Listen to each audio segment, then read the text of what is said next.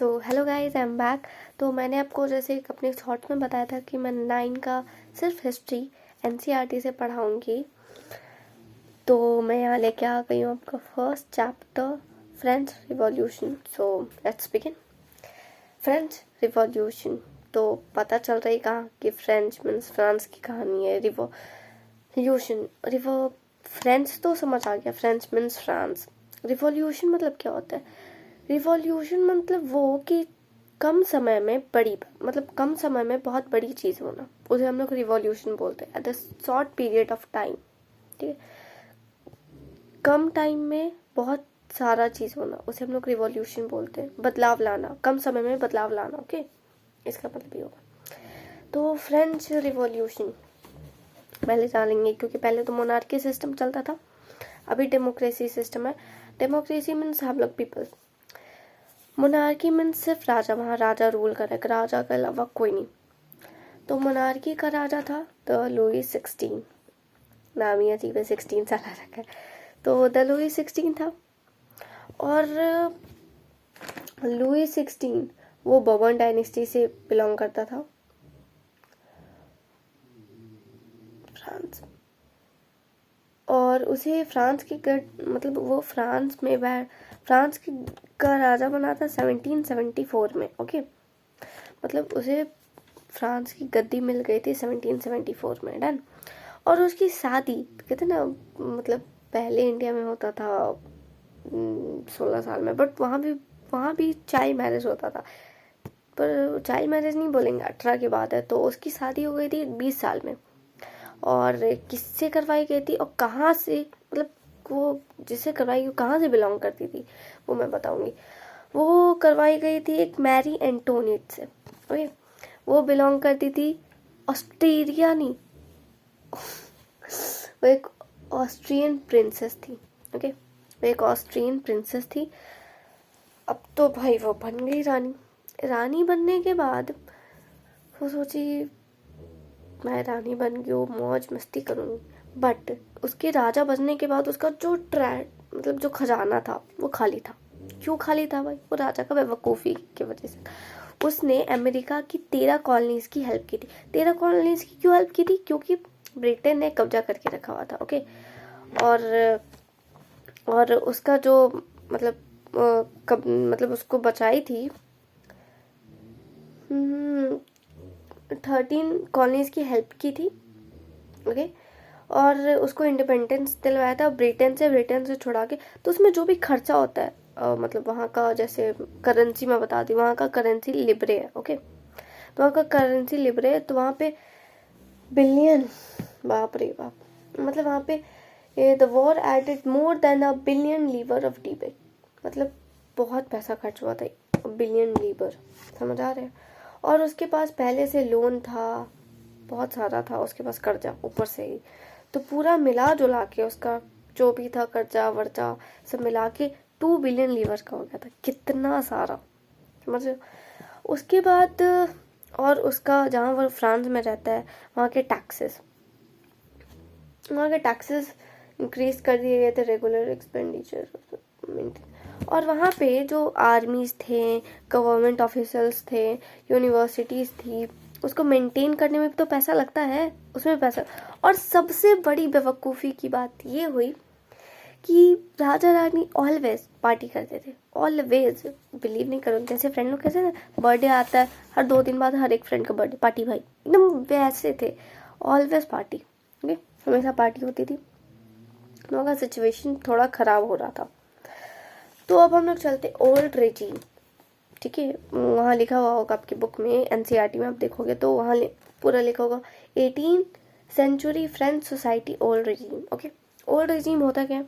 Old regime हम लोग उसे कहते हैं, मैं आपको ऐसे एक्सप्लेन करती हूँ, एग्जाम्पल देखते तो ज़्यादा समझ आएगा। पहले इंडिया में होता था कि छुआछूत, मतलब जो सबसे नीचे, वहाँ नहीं होता, बट आपको मैं गरीब लोग, उसके ऊपर थोड़ा मिडिल क्लास, उसके ऊपर थोड़ा जो पंडित होते हैं वो सब आ गए। तो वहाँ पे ऐसे नहीं चलता था, वहाँ पे वो फ्रांस था ना, तो थोड़ा वो रॉयलिटी से चलता था, पर चलता था, ओके। वहाँ पे भी आपको अनइक्वालिटी देखा गया है, ओके। तो वहाँ कैसे डिवाइड किया गया था? यहाँ तो ऐसे जात बात के प्रति डिवाइड किया गया था ना, वहाँ पे स्टेट, मतलब वहाँ ऐसे आपकी बुक में लिखा होगा ई स्टेट, बट ई साइलेंट रहता, लोग स्टेट पढ़ते। First state, second state, third state, 3 state थे। पहला क्लर्जी, नोबिलिटी, फिर थर्ड में जो रेस्ट ऑफ जो एवरीवन एल्स जो बचे हुए हैं, जो क्लर्जी में नहीं आया, नोबिलिटी में नहीं आया, वो अब पूछोगे क्लर्जी क्या है? क्लर्जी वो जो चर्च से बिलोंग करते थे, जो चर्च में, जैसे जो चर्च में रहते थे ना, जो चर्च से आते थे, उसे हम लोग मतलब जो चर्च में जैसे फादर हो गए, सिस्टर्स हो गए, वो क्लर्जी में आते थे। ओके, और आपको मैं बताऊंगी कि क्लर्जी और नोबिलिटी कितना फायदा था, कितना, मतलब पूछो नहीं।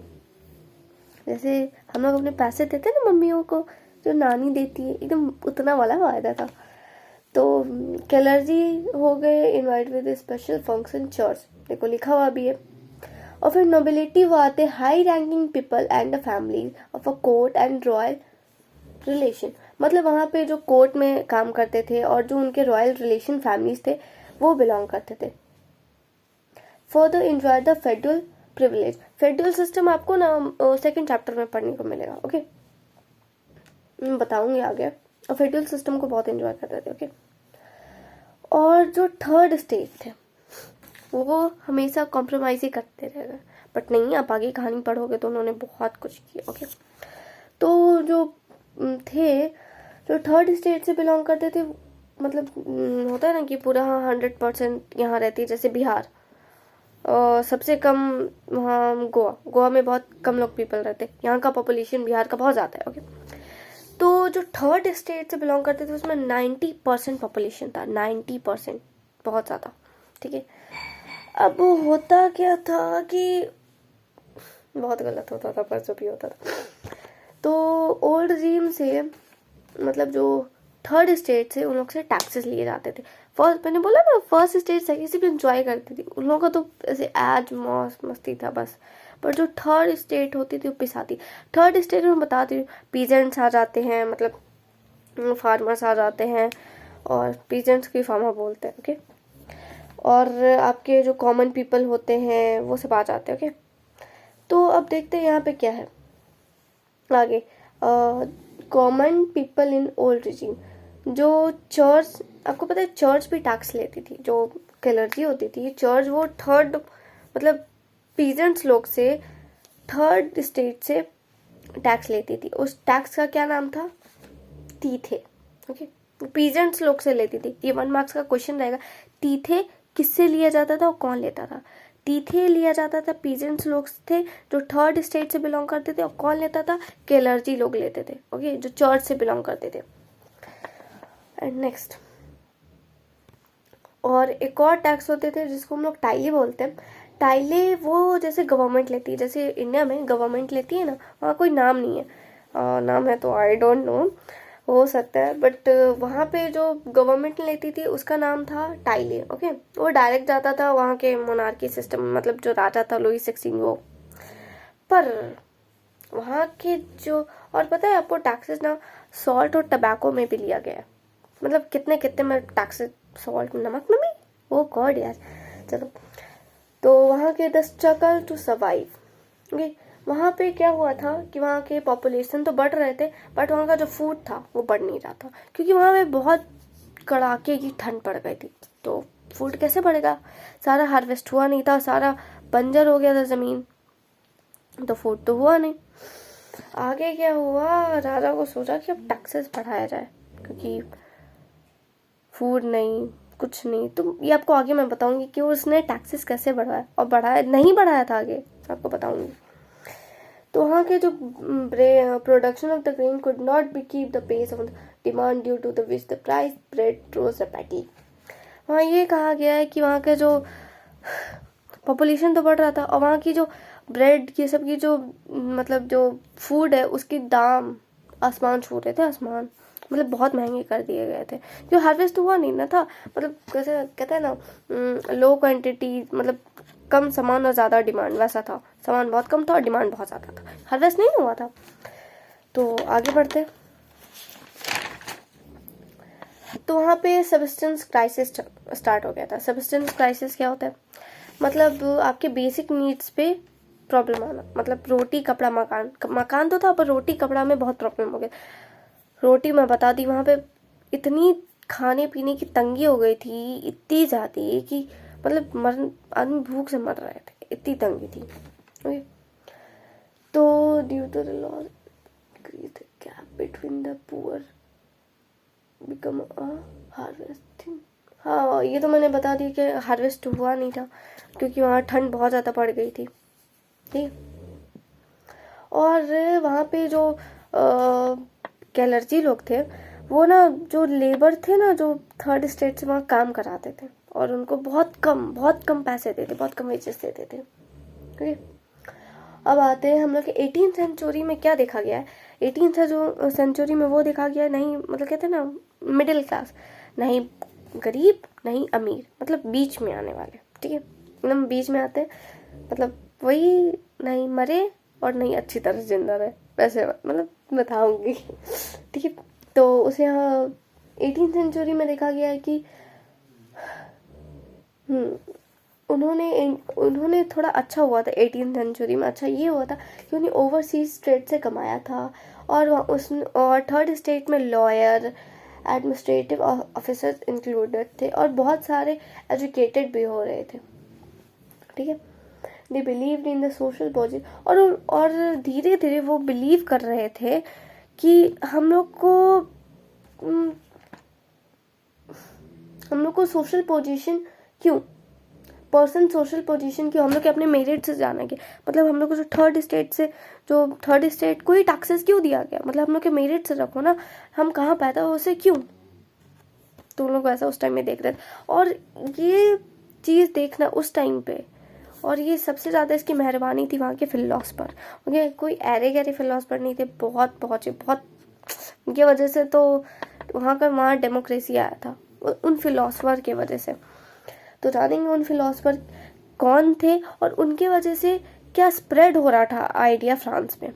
तो फ्रांस में अब जहाँ जाओगे, कहते हैं ना कि कुछ भी हो गया इंडिया में तो अब हर गली नुक्कड़ में आपको पता चल जाएगा कि बिना न्यूज़ देखे क्या हो रहा है। तो हम भी फ्रांस में भी वहाँ भी ऐसे एकदम कहते हैं ना धुआं की तरह फैल रहा था आइडिया, सैलून में, न्यूज़पेपर्स में और बहुत जगह शॉपकीपर्स के कॉफ़ी हाउसेस में वहाँ पे फैल रहे थे, ठीक है।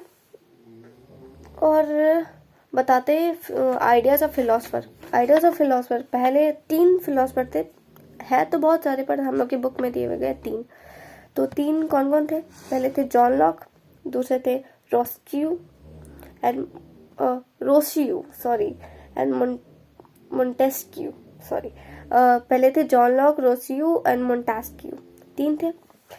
तो जॉन लॉक ने एक बुक लिखा था और बुक का नाम था टू ट्रस्टी ऑफ गवर्नमेंट। ये सब ध्यान से सुनते जाओ, आएगा एग्जाम में। जॉन लॉक ने कौन सी बुक लिखी थी, आपको लिख देना है, to trustee of government, okay. उन्होंने बुक में बताया था कि हम लोग जो मोनार्की सिस्टम है, ओके, वहाँ पे जो राजा है, ठीक है समझ आता है राजा है, पर उसे हम लोग भगवान क्यों माने, मतलब वो जैसा चाहेगा वैसा ही क्यों हो, गलत चाहेगा गलत ही क्यों, हम लोग आवाज उठा सकते हैं, उसने ये बोला था। और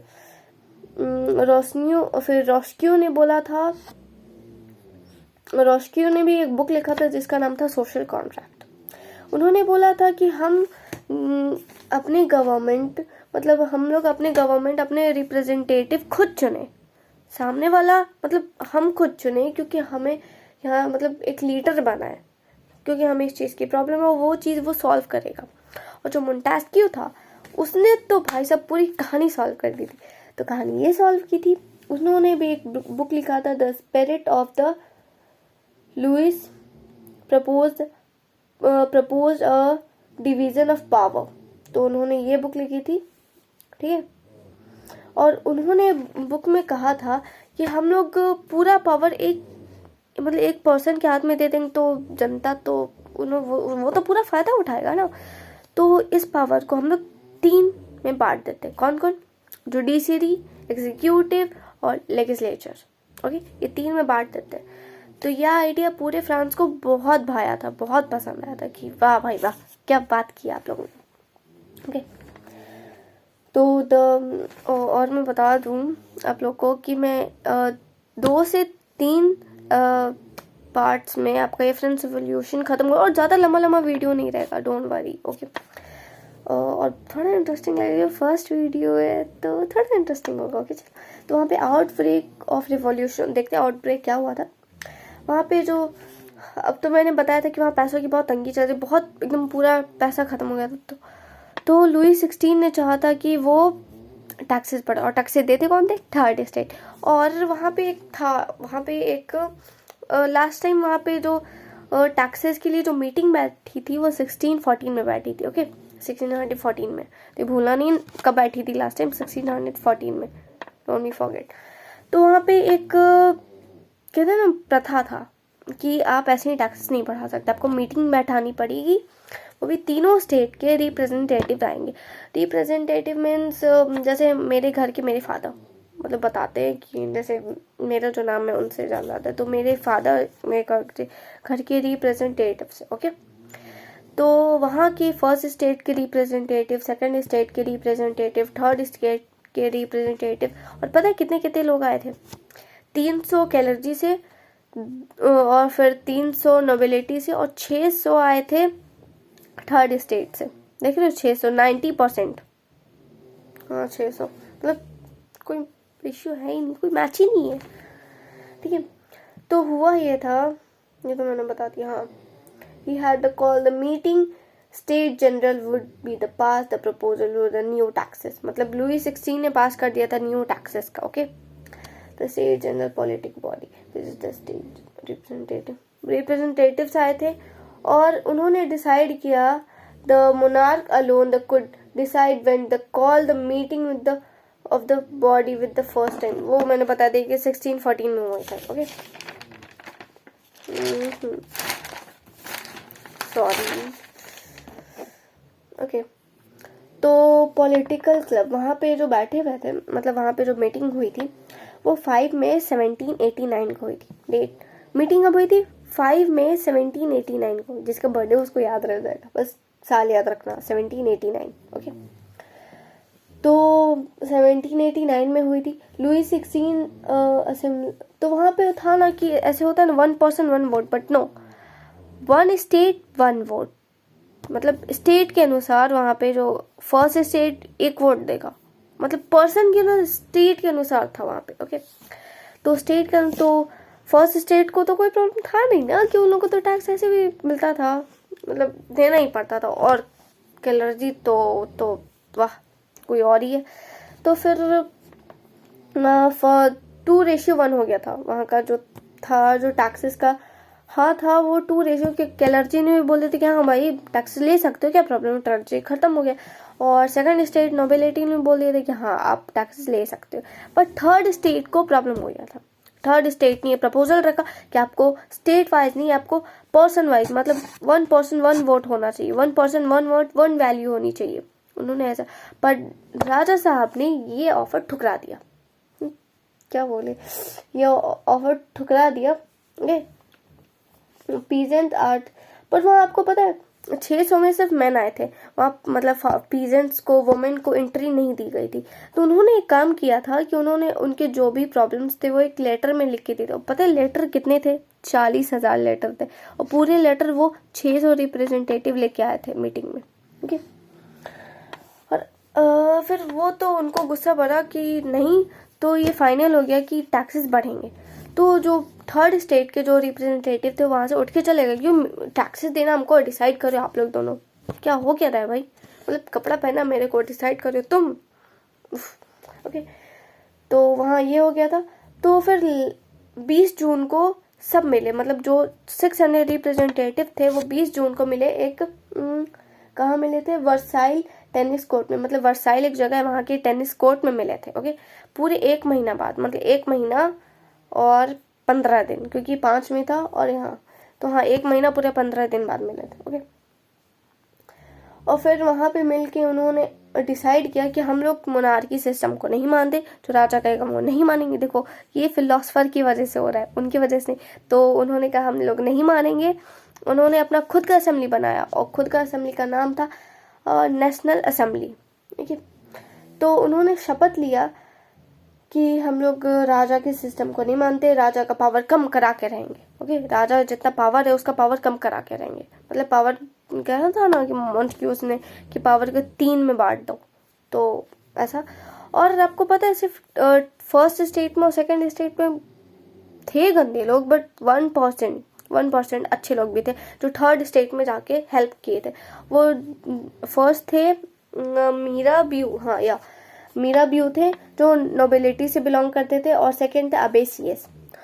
मीरा ब्यू ने स्पीच दिया था वर्साइल में। ओके, पूरे मतलब भीड़ के सामने एक स्पीच दिया था कि इन लोग को भी मिली, मतलब स्पीच ये दिया था कि क्या दिया था यार स्पीच, अभी भूल गए। हाँ सॉरी, स्पीच ये दिया था कि हम लोग को ऊपर क्यों रखा गया, इन लोग के मेरिट की वजह से रखा जाए। तो उन्होंने उसके मतलब उसके ना वो वर्ड नहीं आ रहा, उसके साथ होके बोला, मतलब वर्ड ही नहीं आ रहा, बताऊंगी बात में याद आएगा तो। अबेसियस वो कैलर्जी से बिलोंग करते थे। ओके, उन्होंने एक पैम्पलेट लिखा था, पैम्पलेट में ये लिखा था what is the third state. ठीक है, उन्होंने पूरा ये बहुत अच्छे से लिखा था कि what is the third state. आगे बढ़ते हैं, situation of the country side. Country side में क्या सिचुएशन था? कंट्री साइड में सिचुएशन ये था कि वहां पे तो फ्रांस में ये तो अलग पंगे चल, मतलब ये तो अलग प्रॉब्लम्स हो रहे थे।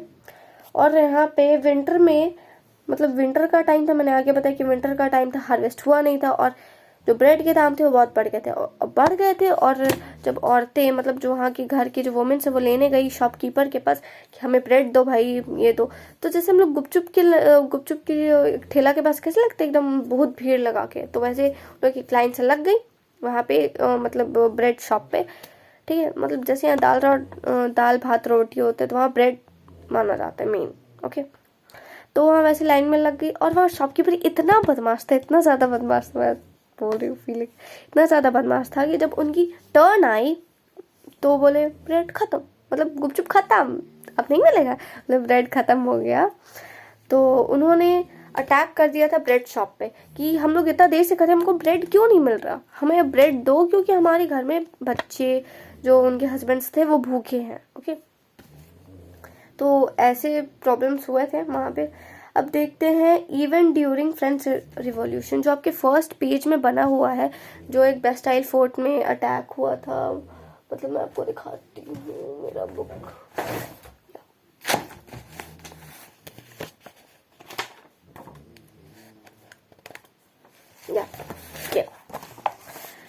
ये जो हुआ था, ये आप देख सकते हो। उस टाइम हुआ क्या था मैं बताती हूँ पूरी स्टोरी शुरू से। उस टाइम हुआ क्या था? उस टाइम हुआ, किंग ने ऑर्डर किया था अपने जो भी वहाँ के जो सेना थे उसको ऑर्डर किया था कि जाओ तुम पेरिस में देखो क्या हो रहा है। ओके, और वो ऑर्डर हुआ था 14 जुलाई। ठीक है, तो ये देख के, और मतलब पहले तो गुस्सा था ही वो टैक्सेस को लेकर, और गुस्सा बढ़ गया कि ये देखो हम लोग को मारने के लिए सिपाही भेजे।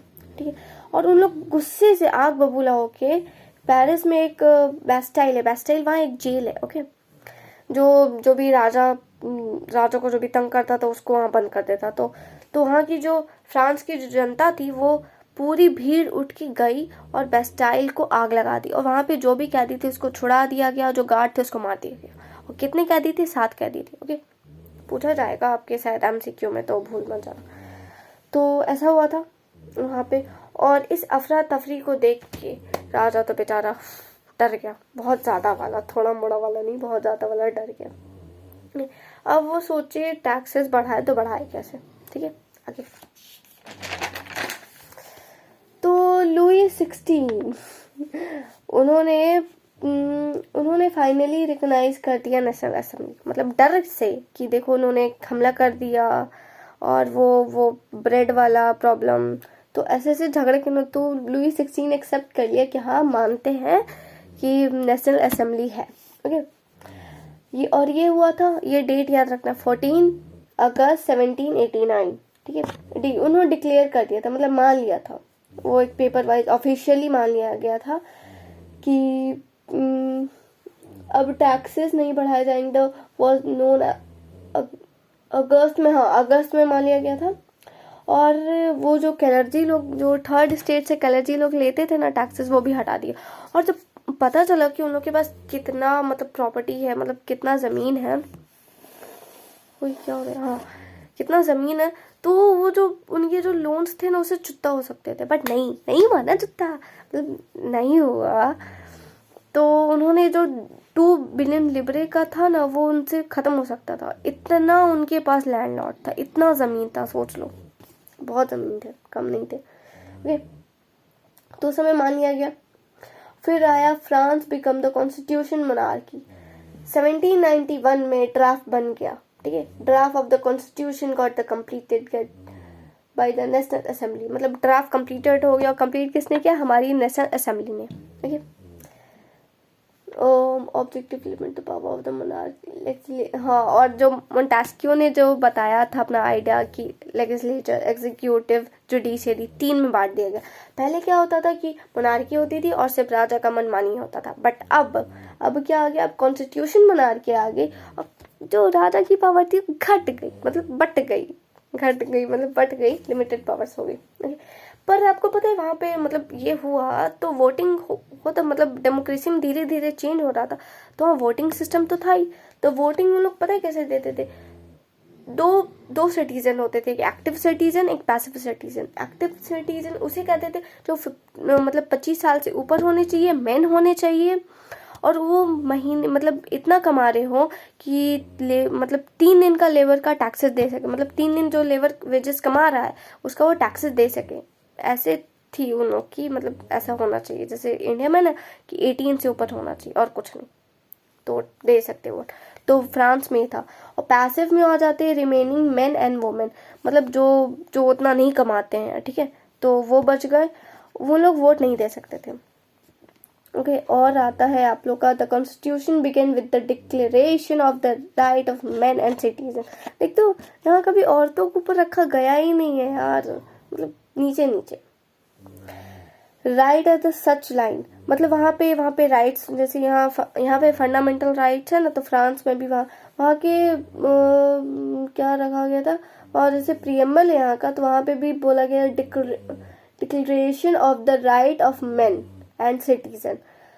तो फर्स्ट था right to life, freedom of speech, freedom of opinion, equality before law. Okay, और अगर ये सब किसी से, मतलब ये सब की रक्षा करने की किसकी जिम्मेदारी थी? इसकी जिम्मेदारी थी नेशनल असेंबली की थी और लुई 16 की थी कि इन लोग इससे छीन, मतलब बोलने की आज़ादी, अपने ओपिनियन रखने का, मतलब आप अपनी बात रख सकते हो और सबको जो भी लॉ होगा सबके लिए इक्वल होगा। बट राजा थोड़ा सा ना, कहते हैं ना एक्टर होना चाहिए था उसको, तो राजा थोड़ा सा एक्टिंग कर रहा था कि नहीं हम भी नेशनल असेंबली को मान लिए हैं, बट मैं आगे बताऊंगी क्या हुआ। तो ये राजा की ड्यूटी थी कि हम लोग ये जो हम राइट्स है वो नहीं छीने जाए। ओके, और मैं आपको बताना चाहती हूँ लोग वोट देते कैसे थे। ओके, ये बुक में है,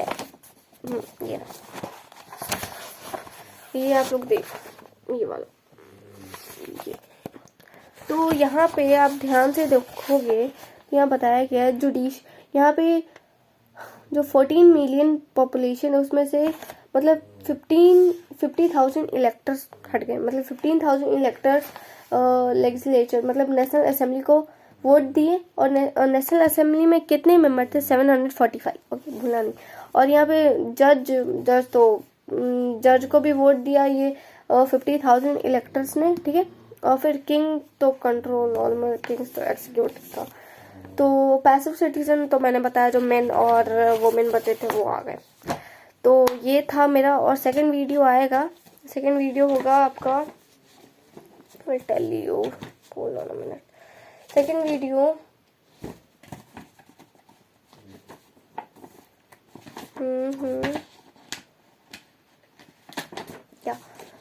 second video France abolish monarchy and become a republic. इस पर मैं वीडियो और मैं पूरा ख़त्म कर दूंगी, डोंट वरी।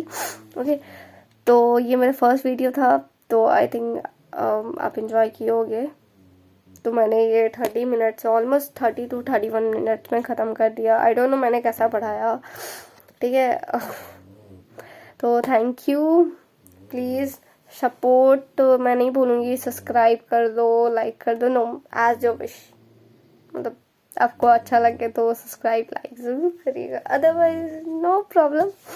तो थैंक यू, मिलते हैं फिर नेक्स्ट वीडियो में फ्रेंड्स रिवॉल्यूशन। मैंने बोला है कि मैं गेसिंग क्वेश्चन कराऊंगी, मतलब कराऊंगी, डोंट वरी, गेसिंग क्वेश्चन एमसीक्यू जो भी होगा मैं मेरे से जितना बन पड़ेगा मैं कराऊंगी। ओके, तो मिलते हैं सेकंड वीडियो में।